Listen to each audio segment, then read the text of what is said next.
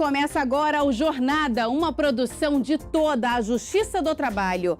O programa destaca ações e projetos do Judiciário do Trabalho que beneficiam toda a sociedade. Na edição de hoje, uma reportagem especial em homenagem ao Dia das Mães. Vamos falar sobre os direitos trabalhistas das gestantes. No quadro Direitos e Deveres, as dúvidas trabalhistas da monitora e da coordenadora da creche vão ser respondidas por um juiz de Natal, no Rio Grande do Norte. Processo de virtualização da Justiça Trabalhista caminha a passos largos. Hoje, o Tribunal Superior do Trabalho, 100% dos TRTs e 99% das varas do trabalho utilizam o processo judicial eletrônico. E no quadro Trabalha Brasil, vamos conhecer uma dupla de irmãos que montou um negócio muito criativo, os chamados Food Bikes. Tudo isso e muito mais, o nosso Jornada começa agora.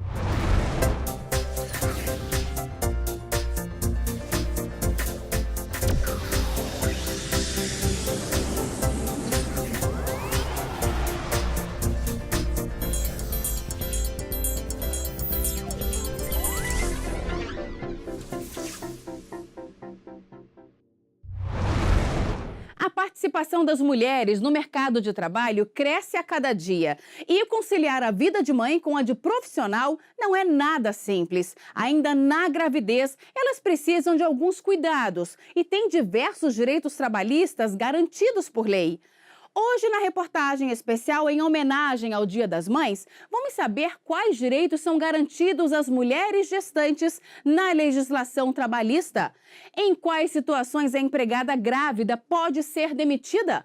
Ela pode se ausentar do serviço para a realização de consultas? E depois do nascimento do bebê, tem direito a trabalhar menos horas por causa da amamentação? Confira.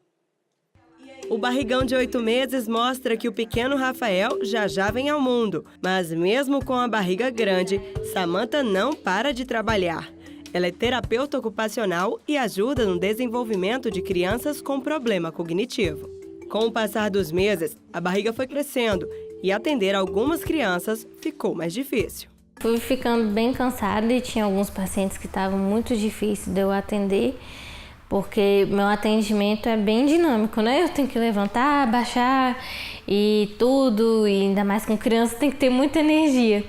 No caso de Samantha, a chefe dela percebeu as condições de saúde da profissional e passou as crianças maiores para outras terapeutas darem continuidade aos tratamentos.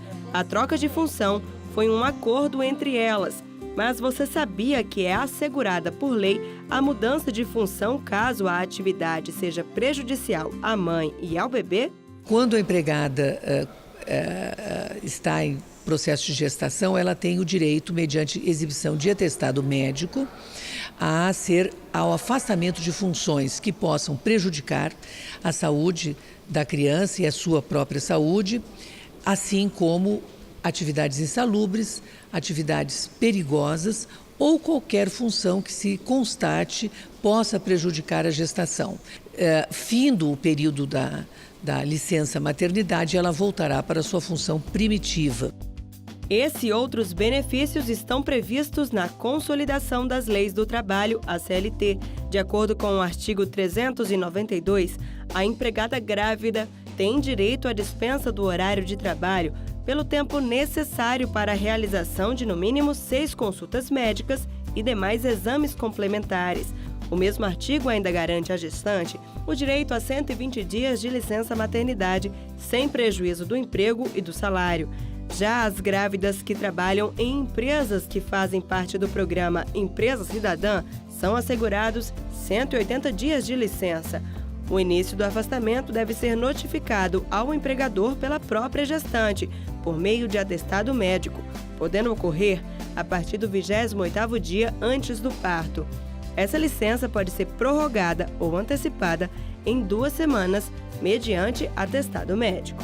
Se houver necessidade médica de prorrogar aumentar esse número, evidentemente que, mediante exibição do atestado médico, o empregador não pode se recusar. As empregadas grávidas têm direito ainda à estabilidade provisória prevista na Constituição Federal.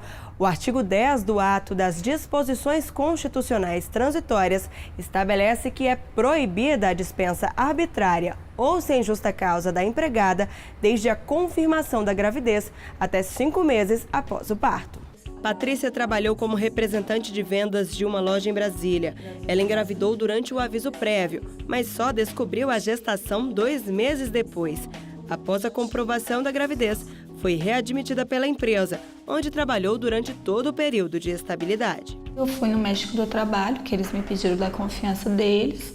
Fui, aí ele foi e atestou que realmente eu engravidei no período do aviso prévio, que eu teria direito a voltar. Hoje, o filho de Patrícia já tem mais de 1 ano e ter a estabilidade na época foi muito importante. Foi bom, foi maravilhoso, que a gente se sente resguardada, protegida. Poxa, eu tô dentro da lei, tá, vai dar tudo certo, agora vai sair, né? E devido a eu ter os auxílios, né, auxílio saúde, tudo que era o que mais me importava no momento, era isso. E foi um alívio muito grande eu saber que eu estava protegido por isso, que eu teria direito a isso. E foi ótimo, foi maravilhoso. Os direitos previstos para trabalhadoras gestantes valem para todas as empregadas integrantes do quadro da empresa, mesmo as que estejam em contrato temporário ou contrato de aprendizagem. O contrato de aprendizado é uma espécie de contrato por prazo determinado, assim como o contrato de experiência é uma outra espécie. De forma que, sendo contrato de trabalho, evidentemente que as garantias se estendem ao contrato por prazo determinado, conforme o entendimento do Supremo Tribunal Federal, que foi incorporado pelo TST e sumulado hoje, a súmula 244, e, naturalmente, sendo o contrato de aprendizagem uma espécie de contrato por prazo determinado, as garantias, quer da licença, quer da garantia de emprego, se estendem mesmo no contrato por prazo determinado, desde que a concepção tenha ocorrido durante a vigência desse contrato. E, com isso, haverá uma prorrogação do contrato por prazo determinado. Os direitos da gestante não acabam após o parto. Ela ainda tem assegurado o direito à amamentação. A CLT garante que a mulher tem o direito a 2 descansos especiais, de meia hora cada um, até que o bebê complete 6 meses de idade. As empresas que têm mais de 30 empregadas com idade superior a 16 anos necessitam, inclusive, ter uma creche, um local para que essas crianças fiquem no período de amamentação. Ou, mediante convênio viável, né, em local próximo, que a empregada possa exercer esse direito que a lei lhe assegura a amamentação no período de 6 meses. Quem adotou também tem direito à licença maternidade de 120 dias. Mas, para ter esse direito, é preciso que seja apresentado o termo judicial de guarda à adotante ou guardiã. Mas essa licença maternidade só será concedida a apenas um dos adotantes ou guardiãs. A chegada de uma criança vem sempre com muita ansiedade e mudanças na vida da mãe. Com esses direitos assegurados por lei, a futura mamãe pode ter mais tranquilidade dentro do ambiente de trabalho. Fico bem tranquila com relação a isso, por causa do jeito que eles são com os funcionários. A gente tem um ambiente muito tranquilo para trabalhar aqui. Com isso, a maternidade pode ser vivenciada com menos medo de sofrer preconceito ou represália no trabalho. É tudo de bom, é maravilhoso, até fiquei emocionada. Porque é lindo, A maternidade para mim foi uma coisa incrível. Eu sempre sonhei em ser mãe, mas não de 3, assim, tudo um atrás do outro, mas foi assim, foi lindo. É lindo, é maravilhoso, é cansativo, é estressante, mas quando você vê aquele sorriso, te chamando mamãe, falando mamãe eu te amo, não tem preço que pague, é maravilhoso. Daqui a pouco, no quadro Direitos e Deveres, as dúvidas trabalhistas da monitora e da coordenadora da creche vão ser respondidas por um juiz de Natal, no Rio Grande do Norte. E ainda hoje, conheça o processo de virtualização da Justiça Trabalhista com a utilização do processo judicial eletrônico. Nós voltamos em instantes.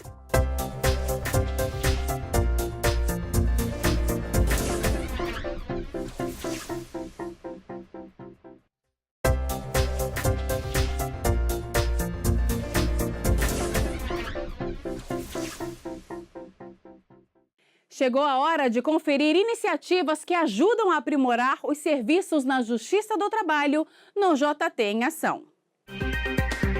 O município de Almenara, localizado na região nordeste do estado de Minas Gerais, agora possui sua própria sede da Vara do Trabalho. O prédio possui ambientes amplos e adequados para salas de audiência, gabinetes, secretaria e estacionamento privativo.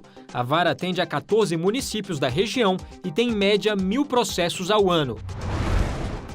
Foi inaugurada a nova sede da Vara do Trabalho de Palmas, no Paraná. A nova vara integra o futuro complexo judiciário de Palmas, juntamente com o Fórum Eleitoral e, em breve, o Fórum Estadual.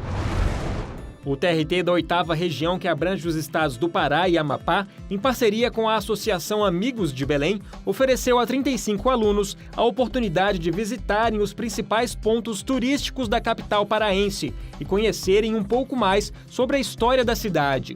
A excursão faz parte do evento Conhecer Belém, criado para ajudar os estudantes a se localizarem melhor na cidade, além de os auxiliarem em projetos acadêmicos. O passeio contou com a apresentação do violinista Salomão Habib. Os direitos trabalhistas interessam a patrões e empregados. Hoje, no quadro Direitos e Deveres, vamos conhecer as dúvidas trabalhistas da monitora e da coordenadora da creche. Elas vão ser respondidas por um juiz de Natal, no Rio Grande do Norte. Veja só.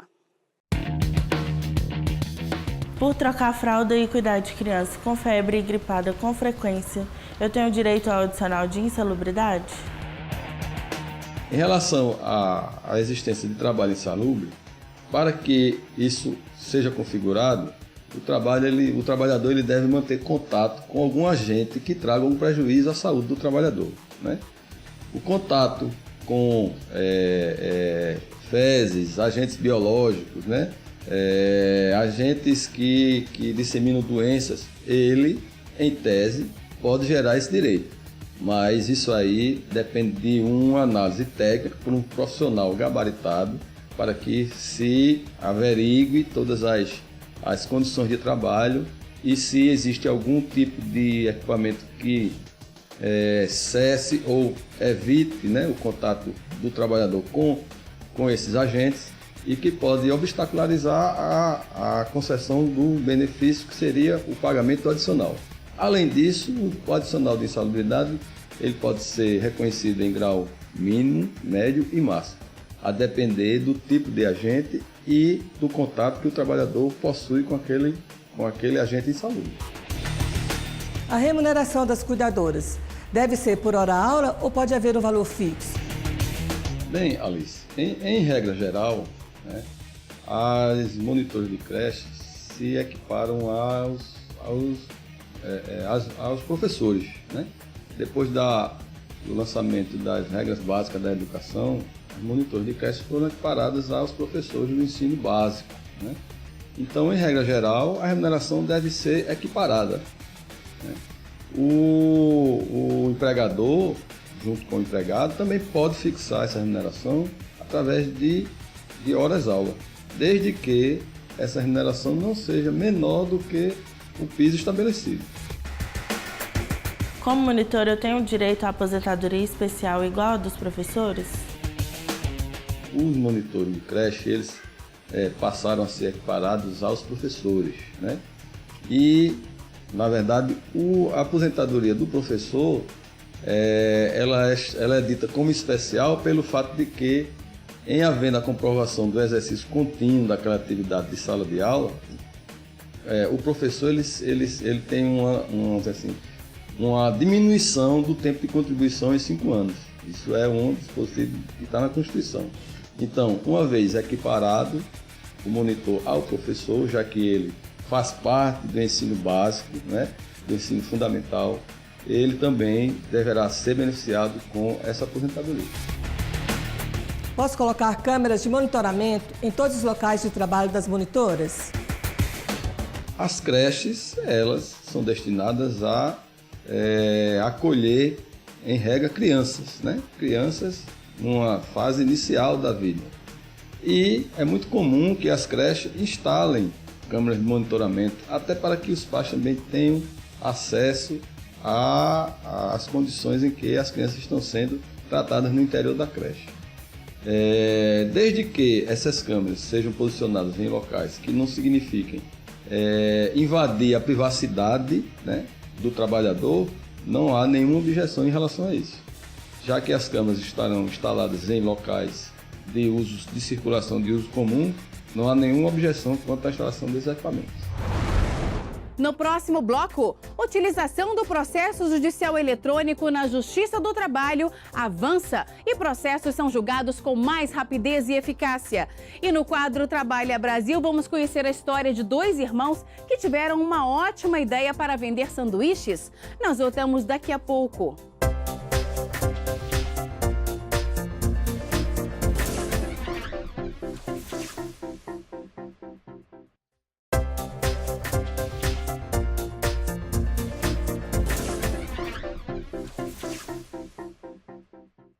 Desde 2006, com a sanção da lei que trata da informatização do processo judicial, a Justiça do Trabalho busca oferecer aos cidadãos mais rapidez e eficácia no julgamento de ações que envolvem patrões e empregados. Com o fim do processo de papel e o uso cada vez maior do meio eletrônico, a virtualização da Justiça do Trabalho é uma realidade. Praticamente todos os órgãos do Judiciário Trabalhista já utilizam o processo judicial eletrônico. Esse sistema único de tramitação de ações trouxe benefícios para a sociedade. E as inovações não param por aí. Confira tudo o que vem sendo feito para agilizar o julgamento de ações trabalhistas.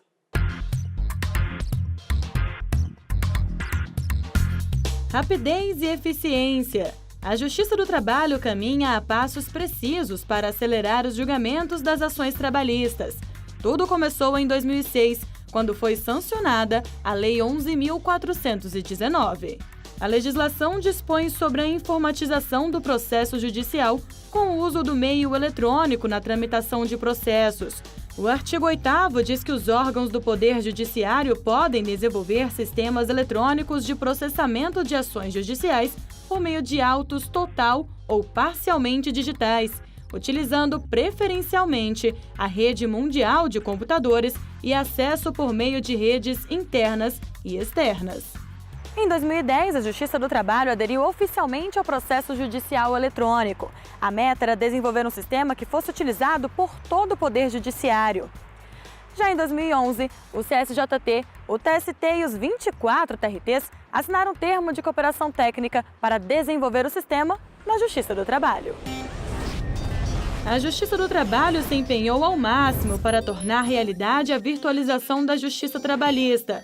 Atualmente, o processo judicial eletrônico já está instalado em 100% dos tribunais regionais do trabalho e em 99% das varas trabalhistas. E nós tivemos algumas varas piloto que já começaram a implementar o processo judicial eletrônico. Isso já temos mais ou menos 5 ou 6 anos que aconteceu. Então, ao longo desses últimos 5 ou 6 anos, nós conseguimos, até chegar no ano de 2017, implementar o PJE em 100% dos tribunais regionais do trabalho. No TST também já foi iniciada a implantação do PJE.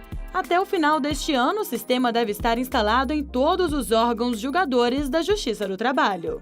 O ano de 2017 é um marco, porque até o mês de dezembro nós teremos o primeiro ramo do Poder Judiciário 100% em todas as varas, em todos os tribunais e no seu Tribunal Superior, em todos os órgãos julgadores, instalado e funcionando efetivamente. A Resolução 185, aprovada pelo Conselho Superior da Justiça do Trabalho, que ratifica a utilização do sistema Processo Judicial Eletrônico, instalado na Justiça do Trabalho como sistema informatizado único para a tramitação de processos judiciais, estabelecendo os parâmetros para a governança, infraestrutura, gestão e prática eletrônica de atos processuais. A Resolução 185 de 2017, que trata basicamente dessas três coisas que eu lhe disse. A primeira, adaptar o ato processual, a prática eletrônica do ato processual ao novo CPC.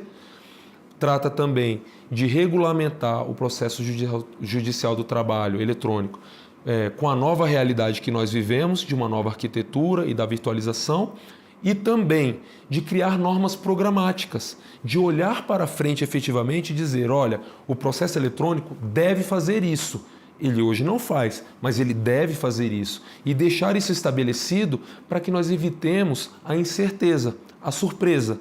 Se temos a cada 2 anos uma nova gestão na Justiça do Trabalho, quando se fala de processo eletrônico, nós estamos lidando com vidas de pessoas que esperam 10, 15, 20 anos, às vezes, para ter uma solução. Então, nós precisamos entregar para elas certeza e segurança. E é isso que essa resolução faz. Desde a criação do PJE, o sistema já não é mais o mesmo. Ele foi constantemente aperfeiçoado e hoje oferece uma plataforma totalmente segura. Além disso, a Justiça do Trabalho está desenvolvendo uma nova arquitetura do PJE, com uma nova logomarca. O sistema vai passar a ter uma linguagem mais leve, rápida, segura e jovial. E as inovações não param por aí. Foi lançado ainda o aplicativo JT, desenvolvido para celulares e tablets. Com o aplicativo é possível verificar a data definida para a audiência do processo, conferir se ela já está para começar e até mesmo fazer pagamento de dívidas trabalhistas.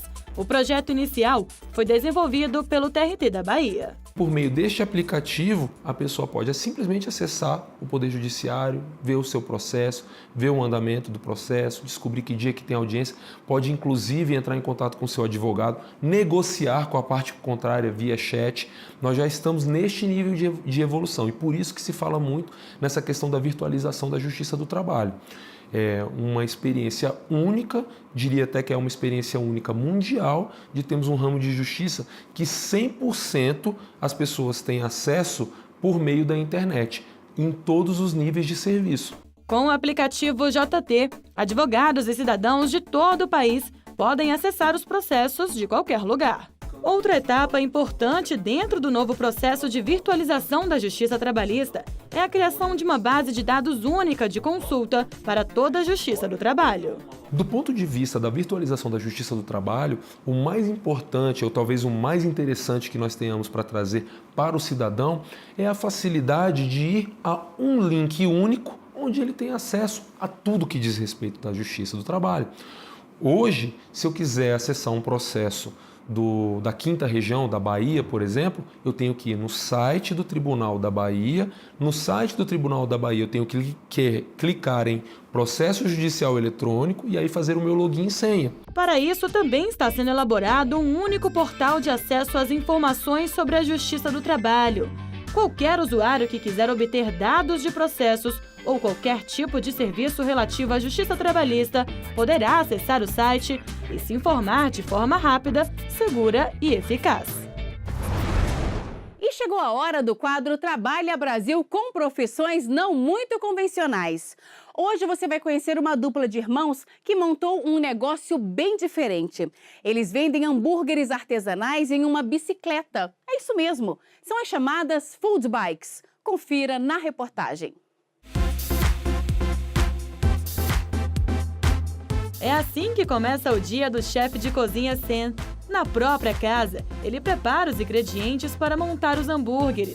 Cebola, bacon, carne, pão. E depois de tudo pronto, é hora de sair. Já faz o tempo que os food trucks estão na moda, ocupando as ruas das grandes metrópoles brasileiras. Mas as novidades nesse tipo de comércio não param. Agora existem as food bikes.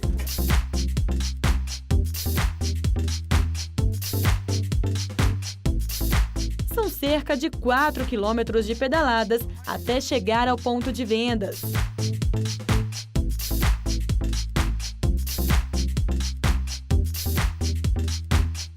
E é aqui nessa praça que Sem monta tudo. A bicicleta vira uma hamburgueria móvel. A ideia surgiu depois de trabalhar em vários restaurantes e perceber que precisava de mais tempo livre com a família. Então, por que não montar o próprio negócio? Eu fiquei meio cansado de trabalhar para os outros, sendo que eu vi que eu era capaz de fazer algo para mim e algo que eu gostasse, me desse prazer e que eu fosse conhecido pelas pessoas e não ficasse trancado dentro de uma cozinha e só ser chamado quando solicitado. E aí me deu um estalo de que eu poderia unir o que eu gosto, que é pedalar, com o que eu amo fazer, que é cozinhar. A sociedade foi feita com o irmão, que cuida de toda a parte financeira. Toda a parte de pagamento, de cuidar do carvão, fica comigo, tanto que as vestimentas são diferentes. Eu já uso uma gandola que pode pegar mais sujeira e tal. Minha luva é diferente também da dele, a dele já é uma luva cirúrgica. A minha já é diferente, mas para transpirar mesmo. Para dar aquele toque diferenciado e chamar a atenção de todos, a bicicleta foi toda adaptada. E aí a gente tem um amigo que o pai dele é serralheiro e ele nos ajudou a projetar a bike. Então eu desenhei a bike, eu fiz o desenho à mão, e aí passou o projeto para o AutoCAD e aí a gente foi desenvolvendo o projeto dentro da serralheria. Eu pude escolher cada material que tem na minha bike e isso me diferencia no mercado das que vem por aí. E não é só a bicicleta que tem todo esse diferencial, não. Todos os ingredientes são preparados em casa. A carne é fresca, é um blend que eu desenvolvi, que é uma mistura de cortes. São 3 cortes de carnes e uma proporção de gordura. E aí eu desenvolvi, ele é fresco, é feito todos os dias, é diariamente a minha produção. As vendas são realizadas sempre ao ar livre. Cerca de 30 sanduíches são vendidos por dia a R$20. A ideia é valorizar o produto artesanal. É um preço justo. O trabalho que a gente tem, né, é diferenciado do que se tem no mercado, porque o nosso bacon ele é artesanal, o nosso hambúrguer ele é artesanal de verdade, ele é feito em casa. Profissão comum, mas com um toque diferenciado. Cada dia eu estou me empenhando a melhorar e a criar, e o mercado está aí, cara. Se você ficar para trás, estão criando coisas novas, então você tem que estar sempre se reciclando, inovando e estudando. E se tem realmente chamado a atenção? Ah, tem sim. Olha só o que um dos clientes mais assíduos tem a dizer sobre o hambúrguer. Não só na estética do hambúrguer, quanto no gosto também. Eu acho que é o hambúrguer mais gostoso que eu já comi na minha vida. Com tantos elogios assim, deu até vontade de experimentar também. Muito bom.